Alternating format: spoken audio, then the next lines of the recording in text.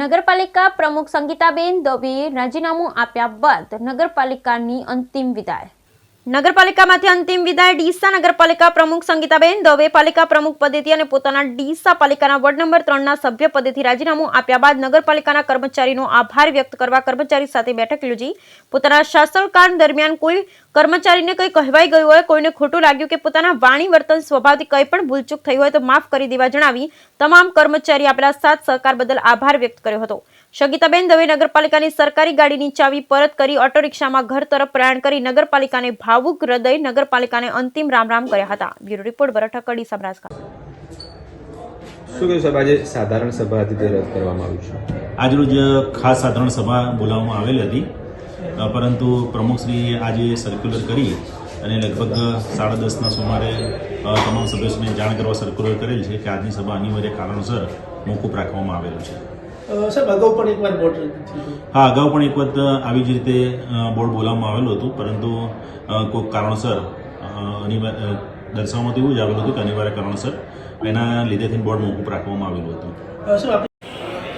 આજે ડીસા નગરપાલિકામાં સાધારણ સભા હતી. એક્ઝેક્ટ અમે 11 વાગે આવ્યા, એટલે વારંવાર છેલ્લા 12 મહિનાથી એક પિક્ચર જોઈ રહ્યા છીએ કે અહીંયા આવીએ એટલે કે સાધારણ સભા મોકૂફ રહી છે.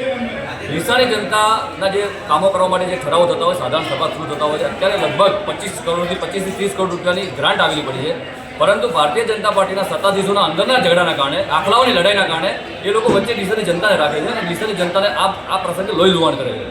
અમારી આજના દિવસે માંગ છે કે આ લોકો વારંવાર આ ડીસાની જનતા સાથે જે ઓરમાયું વર્તન કરે છે એ બાબતે અમે રામધૂન કરી અને પ્રતિક અહીંયા ધરણાનો કાર્યક્રમ આપ્યો છે. વારંવાર ડીસાની જનતા સાથે થતો અન્યાય જે ક્યારે સાંખી નહીં લેવાય.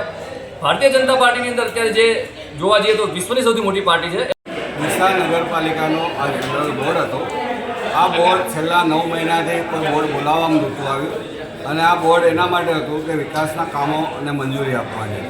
સરકારની ગ્રાન્ટો કરોડો રૂપિયાની આવેલી પડી છે, એ ફાજલ ના જાય એના માટે અમે તત્પર હતા. વિકાસના કામોને મંજૂરી આપવા માટે અમે આજે આવ્યા હતા, પણ અહીંયા આવ્યા પછી અમને એવું કહેવામાં આવ્યું, નોટિસ આપવામાં આવ્યા કે ભાઈ આજનું બોર્ડ મુલતવી રાખે. કારણ માત્ર એટલું કે જે પહેલા દિવસે ઇલેક્શન થયું, આજે 4 વર્ષ થયા. 4 વર્ષમાં 27 સદસ્યો ભારતીય જનતા પાર્ટીના ચૂંટાઈને આવ્યા, પણ એ લોકો 27 એકમત નથી થતા એના ડીસાનો વિકાસ વધી રહ્યા છે. જ્યારે અમે કહીએ છીએ કે ભાઈ તમે ડીસાનો વિકાસમાં 27 સદસ્યો તમારા છે તો તમે ડીસાના વિકાસમાં સી ફાળવાનો જોઈએ, પણ એમના અંદરના સત્તાની મારામારીના અંદર